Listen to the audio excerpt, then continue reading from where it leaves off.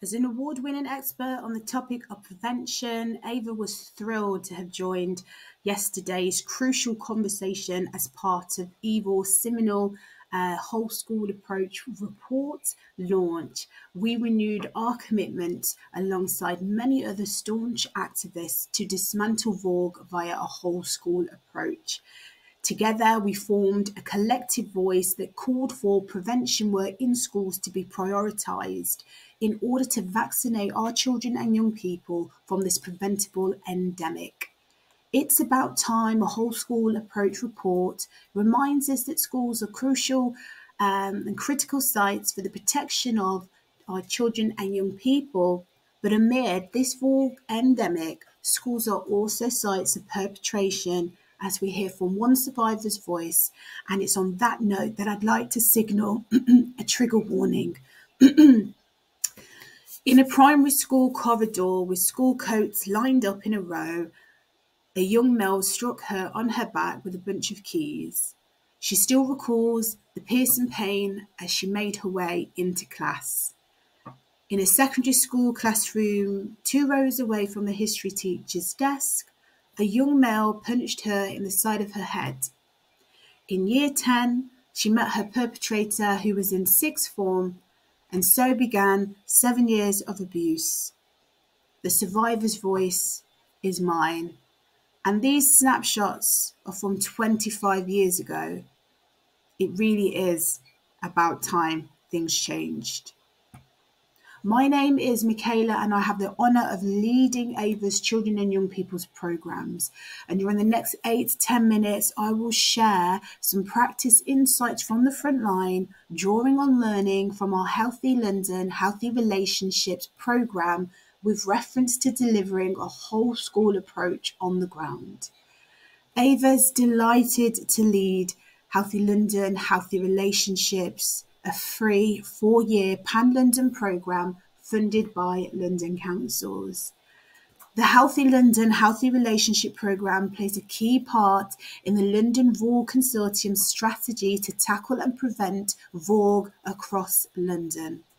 The programme is delivered in partnership with the consortium's prevention strand and consists of 6 awesome specialist buy-in for VAWG organisations. That includes ICRO Women's Rights Organisation, Imache Women's Centre, Jewish Women's Aid, Forward, the Latin American Women's Rights Service, and the Women and Girls Network. We proudly describe ourselves as prevention pioneers who work with schools, children and young people, and parents to help them better understand the key building blocks of a healthy relationship. The programme is underpinned by AVA's award-winning prevention platform, more widely known as Ask AVA, which is grounded in evidence and expertise from the front line. Ask AVA is a practical toolkit designed to strengthen schools' responses to gender-based violence. The toolkit has evolved to meet the intersectional nature of our partnership, whilst also responding to the diverse needs of London's communities in the 21st century. Our programme centres around an online hub where professionals can access the toolkit, request training, or one-to-one support from one of our delivery partners. I'm pleased to share that we relaunched our toolkit yesterday following a refresh. Feel free to click the link below to go and check out our toolkit. Intersectionality is one of the core principles of our Healthy London Healthy Relationship programme and our whole school approach. The intersectionality is a term that has been appropriated, which is problematic because language really matters. In its most simplest form, intersectionality provides a framework for understanding the interplay between our intersecting identities and racism. Kimberly Crenshaw, who coined the term, also reminds us that all inequality was not created equally. But what does this look like in practice? 58% of girls surveyed by EVAW think racism is a problem within their schools. And 40% of those who have witnessed sexual name-calling have heard it reference race. Again, language matters. And such experiences are rooted in misogynoir, coined by Moya Bailey as anti-Black misogynistic racism, which is experienced by Black women and Black girls. Staunch Black feminist Mariah Larasi reminds us that if we are to end violence against women and girls, we need to create a systemic shift across our social norms.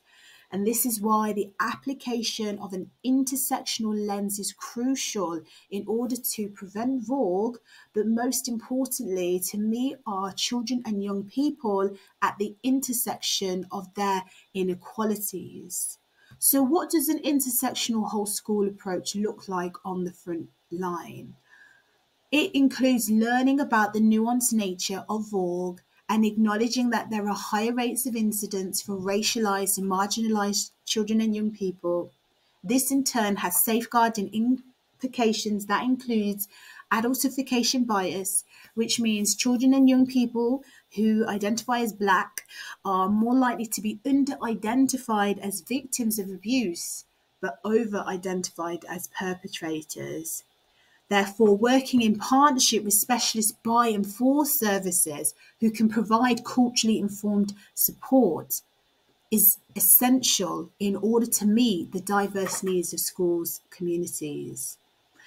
And it's on that note that I proudly give a solidarity salute to all of our Healthy London Healthy Relationship delivery partners who, as the global majority, have to navigate both misogyny and misogynoir inside and outside of the classroom. Healthy London Healthy Relationships has been positively received by the majority of local authorities and schools across London. There's a real buzz of excitement around the programme and momentum continues to grow. To illustrate, in year one, we over-delivered by 100%, reaching just short of 4,000 children and young people and professionals. And initially our programme aimed to build capacity amongst professionals working in schools, but in reality we've been inundated with demand to deliver workshops and deliver outreach to children and young people. And if we just unpack some of the reasons for capacity, issues such as a lack of strategic buy-in from schools have been referenced to barriers to engagement from teachers and professionals. And this insight also corroborates findings from EVAW's It's Time Whole School Approach report that highlights how RSE is hindered by insufficient time, training and support for staff. Another key insight from our work on the front line relates to the challenges of engaging boys within a whole school approach.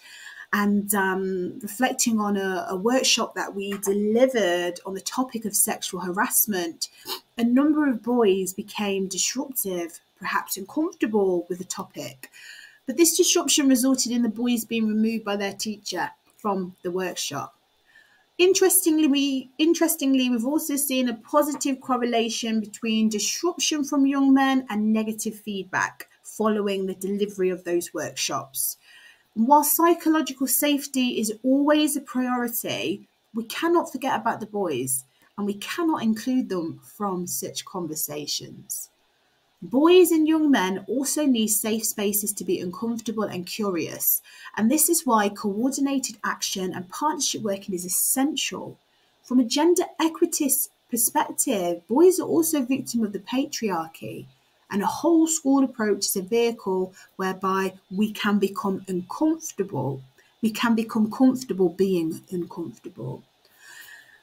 Our Healthy London Healthy Relationship programme and whole school approach recognises that not all inequality was created equally, which is why we must commit to applying an intersectional lens in order to meet our children and young people at the intersection of their inequalities. And A whole school approach has the potential to create that seismic shift within our school's ecosystem to disrupt and dismantle misogyny and misogyny at its core.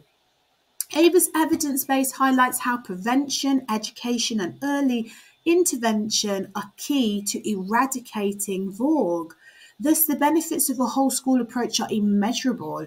It's a form of inoculation that can mitigate much adversity that will span across the life course.